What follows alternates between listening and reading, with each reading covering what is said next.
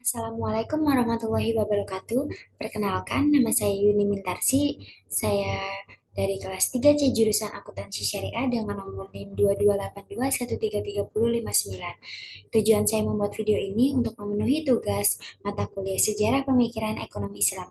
Saya akan mempresentasikan tentang aktivitas ekonomi dan bisnis pada masa Rasulullah SAW. Yang pertama yaitu bisnis Muhammad sebelum kenabian. Nabi Muhammad mulai mengikuti jejak pamannya sebagai seorang pedagang pada usia 12 tahun ke Syam. Perdagangan ini menempuh jarak lebih dari 1.500 km dan melewati lebih dari 3 negara. Untuk anak usia 12 tahun, magang Magang dagang ke wilayah Syam merupakan hal yang istimewa karena Syam merupakan kota besar dan salah satu kota perdagangan dunia saat itu. Pengalaman dagang inilah yang kelak akan membentuk pribadi Muhammad SAW sebagai seorang entrepreneur sejati dengan segala sikap positif yang dimilikinya. Pada usia 17 tahun, Muhammad SAW mulai membuka usaha sendiri di Mekah. Pada saat itu, beliau membeli barang dari pasar dan dijual kepada orang-orang yang membutuhkan. Pada usia 24 tahun, beliau sudah mulai mengelola modal dari para investor seperti Khadijah dan titipan dari anak-anak yatim kaya yang tidak mampu mengelola hartanya. Pada usia 25 tahun, saat beliau menikah dengan Khadijah, beliau tetap menjalankan bisnis dan mengelola bisnis istrinya. Sekalipun demikian, beliau juga tetap menjalin aliansi bisnis dengan para investor Mekah. Pada usia 37 tahun, beliau secara ekonomi telah mengalami financial freedom atau kebebasan finansial. Artinya, beliau tidak perlu lagi bekerja karena investasi bisnis yang beliau lakukan telah menghasilkan banyak pemasukan. Pada saat itu, tersedia cukup banyak waktu bagi beliau untuk memikirkan masyarakat jahiliyah hingga beliau diutus menjadi seorang rasul.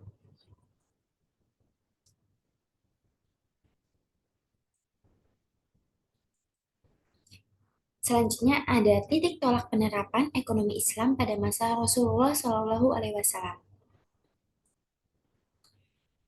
Keberadaan Rasulullah SAW sebagai kepala negara Madinah membawa perubahan drastis dalam kehidupan masyarakat Madinah. Kehidupan menjadi lebih teratur dan tertata dengan baik. Hal utama yang diberlakukan oleh Rasulullah SAW adalah membangun sebuah kehidupan sosial, baik di lingkungan keluarga, masyarakat, institusi, maupun pemerintahan yang bersih dari berbagai tradisi ritual dan norma yang bertentangan dengan prinsip ajaran agama Islam. Adapun sebagai langkah-langkah yang diberlakukan oleh Rasulullah SAW adalah sebagai berikut.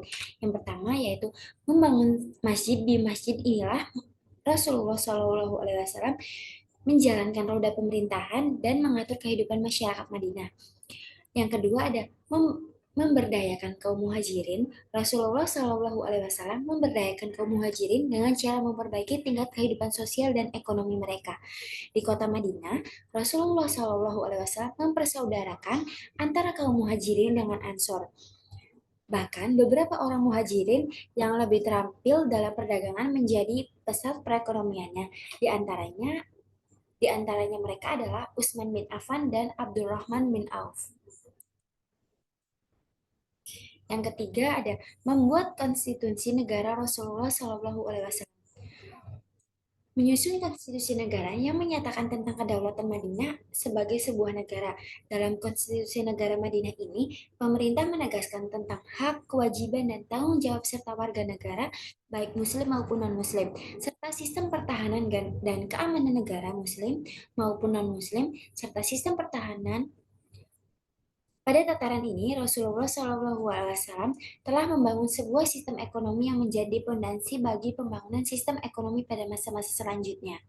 Dan yang keempat ada meletakkan dasar-dasar sistem keuangan negara lebih spesifik. Rasulullah SAW meletakkan dasar-dasar sistem keuangan negara sesuai dengan ketentuan Al-Quran, seluruh paradigma berpikir di bidang ekonomi, serta aplikasinya dalam kehidupan sehari-hari yang tidak sesuai dengan ajaran Islam dihapus dan digantikan dengan paradigma baru yang sesuai dengan nilai-nilai Qurani, yakni persaudaraan, persamaan, kebebasan, dan keadilan.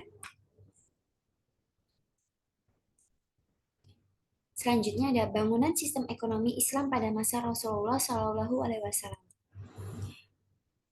Metode Rasulullah dalam pendayagunaan sumber daya ekonomi itu ada dua, yaitu mengarahkan aktivitas kegiatan ekonomi pada sektor perdagangan, dan yang kedua ada menganjurkan kegiatan ekonomi pada sektor pertanian. Sumber-sumber pendapatan negara pada masa Rasulullah yaitu yang pertama ada ghanimah, yang kedua ada jizyah, yang ketiga ada kharaj, yang keempat ada usyur, yang kelima ada amwal fadilah, yang keenam ada wakaf, dan yang ketujuh ada khums. Pos-pos pengeluaran negara. Yang pertama ada seperlima bagian untuk Allah Subhanahu wa Ta'ala dan Rasulnya, dan untuk para kerabat, anak-anak yatim, orang miskin, dan kaum musafir. Dan yang kedua ada 4/4 bagiannya diberikan kepada anggota pasukan yang terlibat peperangan. Selanjutnya yaitu ada Bait al-Mal di masa Rasulullah Shallallahu Alaihi Wasallam. Istilah Bait al-Mal atau Baitul Mal muncul pertama kali pada tahun kedua Hijriyah pemerintahan Islam. Hal ini disebabkan karena adanya percecokan antara sahabat dalam hal pembagian harta rampasan dari Perang Badar. Maka Allah turunkan ayat ke-41 dalam surat Al-Anfal yang menjelaskan tentang seperlima dari perolehan harta rampasan adalah untuk Allah, Rasul, kerabat Rasul, anak-anak yatim, orang-orang miskin, dan ibnu sabil.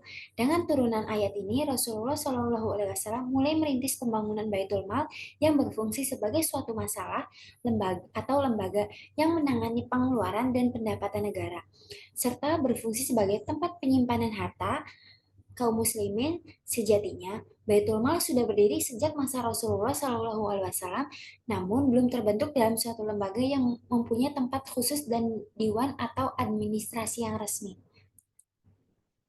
Pada masa Rasulullah ini, Baitul Mal lebih mempunyai makna sebagai pihak yang menangani setiap harta benda kaum muslimin, baik berupa pendapatan maupun pengeluaran, dikarenakan belum mempunyai tempat khusus yang menampung harta kaum muslimin yang diperoleh dari ghanimah.